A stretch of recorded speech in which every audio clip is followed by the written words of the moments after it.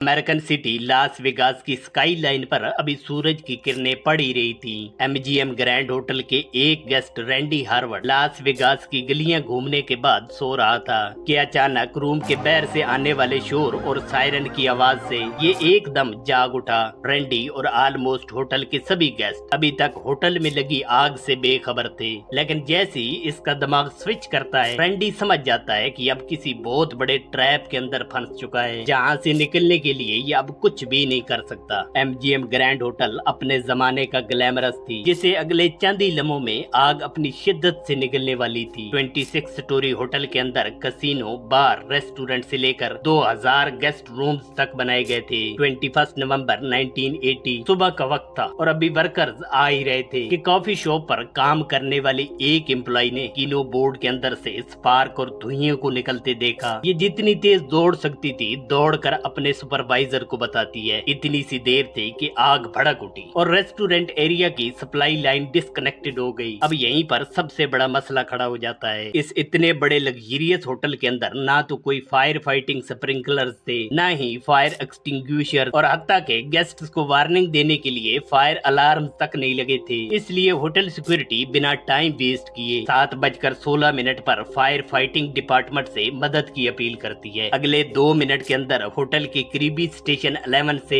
एक इंजन और fire fighting unit पहुंच जाता है। अगले चंद लम्हों में ही एक लेडर ट्रक, होज वैगन और रेस्क्यू इंजन के साथ 23 फायर फाइटर्स भी पहुंच जाते हैं। जैसे ही पहला फायर फाइटिंग यूनिट कसिनो की नॉर्थ एंट्रेंस से एंटर होता है, फायर अलार्म सिस्टम न होने की वजह से कसिनो में बैठे सभी लोग होटल की दूसरी साइड पर लगी आग से बेखबर बैठे थे। रेस्क्यू टीम 1 मिनट से भी कम टाइम में लोगों को कसिनो एरिया के अंदर से निकालती है। ये दुनिया का सबसे बड़ा रेस्क्यू ऑपरेशन होने जा रहा था, क्योंकि उस वक्त होटल के अंदर 5000 लोग फंसे हुए थे। अब आग को लगे 5 मिनट हो चुके थे। होटल का कॉरिडोर धुएं से भर चुका था। वेस्ट एंट्रेंस से निकलने वाला धुआं कई मील दूर से देखा जा सकता था। होटल टावर अब एक जॉइंट चिमनी की तरह रिएक्ट कर रहा था। सिचुएशन को बिगड़ता देखकर 7:22 पर स्टेशन 11 तीसरी बार फिर से मदद के लिए अपील करता है, जिस पर लेडर समेत 4 और फायर फाइटिंग गाड़ियां और कई सारे फायर फाइटर्स पहुंच जाते हैं। अलार्मिंग सिग्नल्स न होने की वजह से होटल रूम के अंदर ठहरे हुए वो लोग जो अब तक शोर और आने वाले सायरन की आवाज को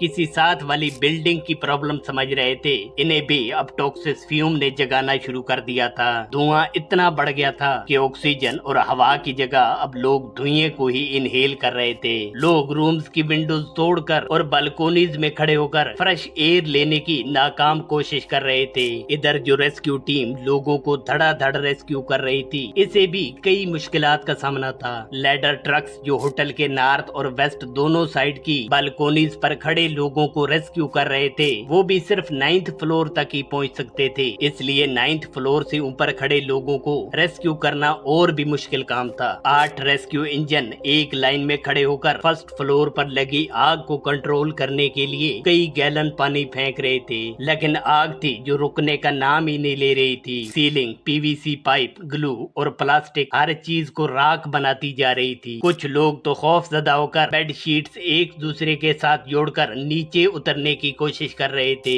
इसी दौरान लास वेगास की मेट्रो पुलिस के हेलीकॉप्टर पायलट ने इस बार एयर रेस्क्यू डिपार्टमेंट से मदद की अपील की, जिसके कुछ ही टाइम बाद 20 चोपर हेलीकॉप्टर रेस्क्यू साइट पर पहुंच जाते हैं। अब तक यूएस की एयरफोर्स से लेकर लास वेगास की सभी फायर फाइटिंग और रेस्क्यू डिपार्टमेंट समेत 350 फायर फाइटर्स पहुंच चुके थे। हेलीकॉप्टर से होटल के रूफ पर खड़े लोगों को एयरलिफ्ट करके रेस्क्यू किया जाने लगा। साइट पर लगी आग से निकलने वाला स्मोक और टॉक्सिक फ्यूम लोगों की जान निकलने को था। एमजीएम ग्रैंड होटल के सामने एम्बुलेंस की लाइन लग चुकी थी, जिनके अंदर ही फर्स्ट एड स्टेशन खोले जा चुके थे। आग को लगे अब 1 घंटा हो चुका था। हेलीकॉप्टर जो एक तरफ तो अब तक 300 लोगों को रेस्क्यू कर चुके थे, वहीं पर हेलीकॉप्टर्स का आवाज और शोर फ्लोर पर खड़ी रेस्क्यू टीम की कम्युनिकेशन को डिस्टर्ब सर्व कर रहे थे। रेस्क्यू टीम को लीड करने वाले कैप्टन बार बार लोगों को हिम्मत रखने और बालकोनीज पर खड़ा रहने के लिए मोटिवेट कर रहे थे, लेकिन लोग अब तक पैनिक हो चुके थे कि इसी दौरान 17th फ्लोर से एक लेडी जंप कर देती है। ये सब देखकर रेस्क्यू ऑपरेशन और भी तेज कर दिया जाता है। इधर 75 मिनट बाद कैसीनो फायर फाइटर भी कुछ हद तक आग को कंट्रोल करने में कामयाब हो जाते हैं। दूसरी तरफ अब तक जो लोग रेस्क्यू किए जा चुके थे, इन्हें हॉस्पिटल ले जाया जा रहा था। स्मोक इनहेलेशन और कार्बन मोनोऑक्साइड गैस की वजह से लोगों की हालत इंतहाई खराब थी। आसमान में गूंजती आवाज वाले हेलीकॉप्टर पायलट भी अब तक लगभग 1000 लोगों को रेस्क्यू कर चुके थे। रेस्क्यू टीम और फायर फाइटर्स अगले 4 घंटों तक लगातार इस खौफनाक आग से लड़ते रहे, जिसके बाद फायर फाइटर्स फाइनली 1:05 पर आग को मुकम्मल तौर पर कंट्रोल कर लेते हैं। इस ड्रामेटिक रेस्क्यू ऑपरेशन के बाद अगला स्टेप था ये देखना कि इतना बड़ा लग्जरियस होटल और ग्लैमरस आखिर कितने लोगों की जान निकल गया। जिसके बाद रात 9 बजे तक विक्टिम डेड बॉडीज के लिए सर्च ऑपरेशन किया गया। रेस्क्यू टीम के सर्च ऑपरेशन के दौरान होटल के अंदर से 85 डेड बॉडीज मिली थी, जिनमें 78 गेस्ट और 7 होटल एम्प्लॉइज थे।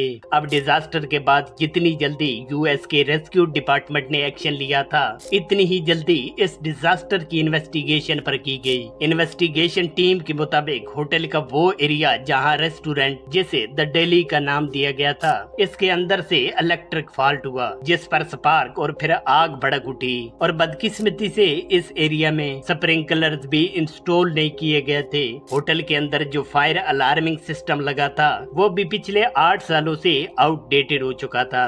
अब दरअसल इन फायर कोड्स को इग्नोर करने पर ही ये ग्लैमर एक चिमनी की शक्ल इख्तियार कर लेता है। $120 मिलियन खर्च करके बनाए जाने वाले होटल के अंदर $92,000 का फायर फाइटिंग सिस्टम न होने की वजह से होटल ओनर्स को 350 केसेस और लगभग $235 मिलियन का नुकसान उठाना पड़ा।